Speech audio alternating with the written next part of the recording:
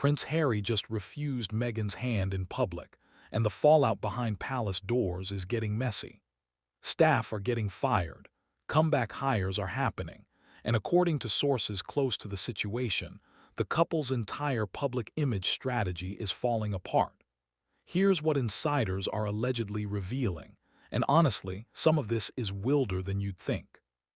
So Meghan Markle's team just went through what sources are calling a complete communications shakeup, and the story behind it is raising eyebrows across the media landscape. According to reports, James Holt, a communications professional who was previously let go from the Sussex team, has apparently been brought back into the fold. Now, if you're thinking that sounds unusual, you're not alone, because the circumstances around his departure and alleged return are connected to something way more dramatic happening behind the scenes. Holt wasn't the only one caught up in these staffing changes either. Meredith Maines, another key figure in the couple's publicity operations, was also reportedly dismissed around the same time, and here's where it gets interesting. Sources claim that these departures weren't just routine staff turnover. They were allegedly linked to dissatisfaction with how Meghan was being presented to audiences, specifically in relation to her upcoming Netflix cooking show. Let me break this down because the details matter here.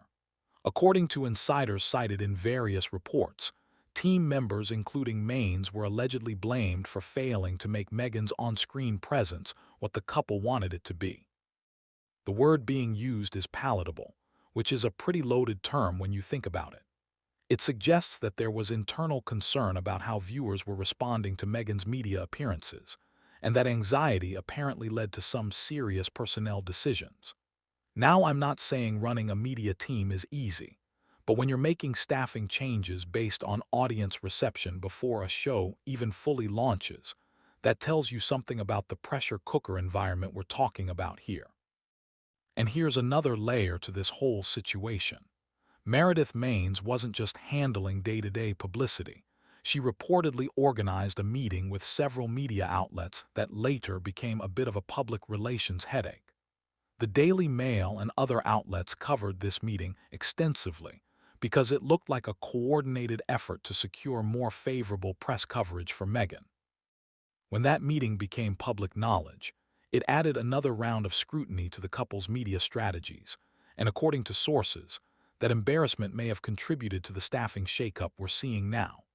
But wait, because while all this internal drama is allegedly unfolding, there's something else happening that's got royal watchers buzzing. During a recent international trip to the Middle East, observers noticed something unusual about how Prince Harry was interacting with Meghan in public. Multiple reports suggest that Harry appeared to pull back from Meghan's attempts at public displays of affection during official appearances. We're talking about moments where Meghan allegedly reached for his hand or touched his back, and Harry seemed to deliberately avoid or minimize the contact. Now, before anyone jumps to conclusions, sources close to the situation claim this isn't about relationship problems. It's supposedly about image strategy. According to these insiders, Harry wants to project a more statesman-like presence when he's on international stages, and he feels that constant public affection might undermine that goal. The reasoning, as it's been explained, is that Harry may feel overshadowed when Meghan takes the lead in public interactions, whether that's speaking first, touching him during photo opportunities, or stepping ahead during walkabouts. And honestly, I can see how that might be frustrating from his perspective, especially if he's trying to establish himself as a serious advocate and not just half of a celebrity couple. But here's the thing, and this is where it gets complicated. While Harry might want to appear more independent and authoritative, Meghan is reportedly not thrilled about this shift. Sources claim she's concerned that reducing visible affection between them could send the wrong message to the public. Their entire brand, if we're being real about it, is built around the narrative of partnership.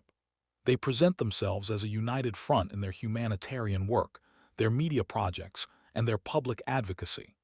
If they start appearing distant or disconnected in public, that could generate exactly the kind of negative commentary they've been trying to avoid. And I get both sides here honestly. Harry wants to be taken seriously as an individual voice, which is fair. But Meghan's point about maintaining a unified image also makes sense when you consider how much of their post-royal success depends on that partnership narrative.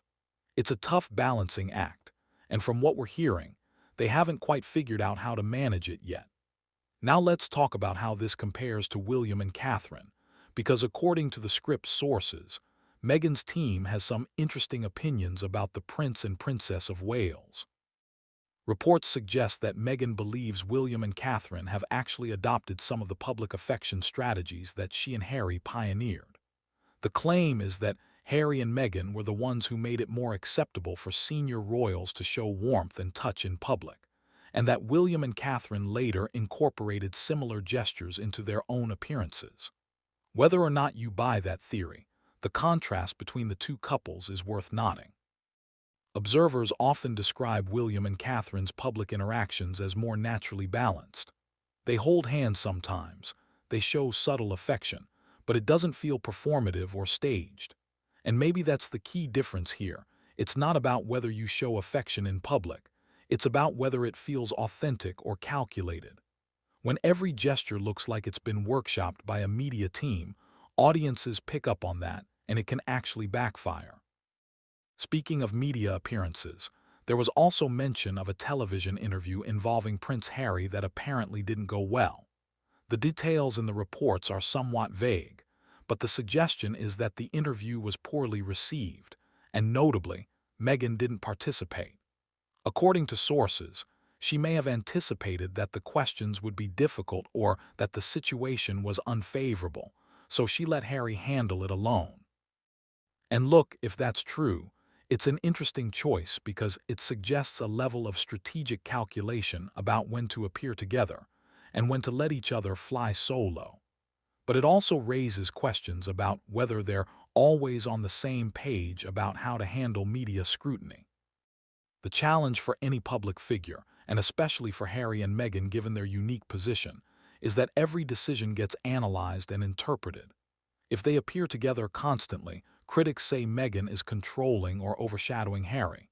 If they appear separately, people speculate about relationship problems. If they show affection, it's called performative. If they don't, it's called cold.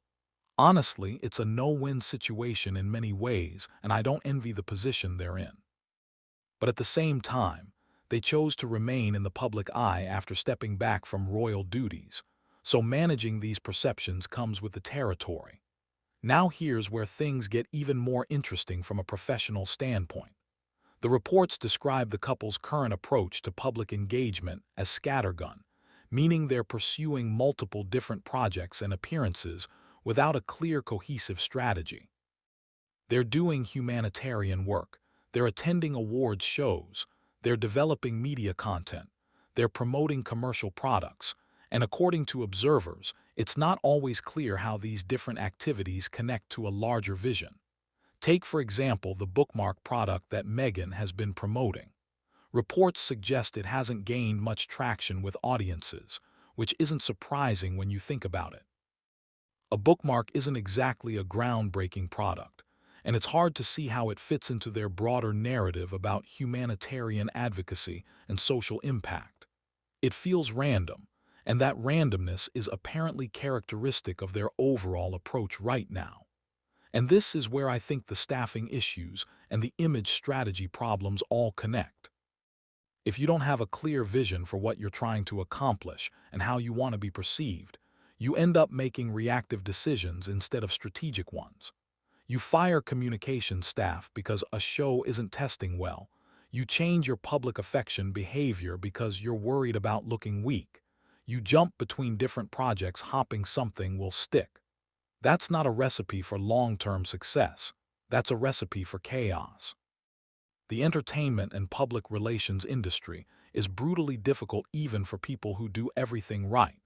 And when you're dealing with the level of scrutiny that Harry and Meghan face, every misstep gets magnified. Sources cited in various reports suggest that working for celebrity clients can be incredibly challenging because the expectations around image and presentation are so high. Even when things look successful from the outside, There can be dissatisfaction internally over tiny details like photo angles, styling choices, or messaging nuances. And when you're talking about two people who left the royal family specifically to gain more control over their own narrative, that pressure to get everything perfect must be absolutely intense. So where does all this leave us? We've got staffing turnover allegedly linked to concerns about media presentation. We've got changing strategies around public affection and image. We've got projects that may or may not be connecting with audiences. And we've got two people trying to figure out how to be both independent voices and a united partnership. According to reports and sources close to the situation, it's a complex and evolving picture. And honestly, nobody seems entirely sure where it's headed next.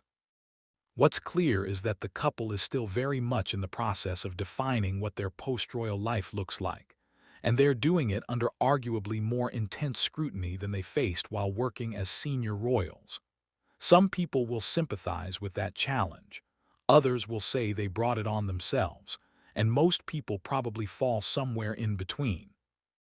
But regardless of how you feel about Harry and Meghan personally, the dynamics at play here are fascinating from a media and public relations standpoint. The question of how to maintain authenticity while managing a public image, how to balance individual identity with partnership branding, how to choose projects that resonate with audiences while staying true to your values. These are challenges that go beyond any one couple. They're fundamental questions about celebrity, media, and public life in the modern era. And while I can't predict exactly how this will all play out, I can say that based on these reports and the patterns we're seeing, the couple seems to be at a crossroads. They can continue with the current scattergun approach and hope something eventually clicks, or they can take a step back, develop a clearer strategic vision, and make more intentional choices about how they present themselves and what projects they pursue. Time will tell which path they choose, but if these reports are accurate, the decisions they make in the coming months could define their public image for years to come. That's the situation as it stands according to multiple sources and reports. And honestly, it's a story worth watching because it touches on so many larger questions about fame, family, media, and public perception in the 21st century.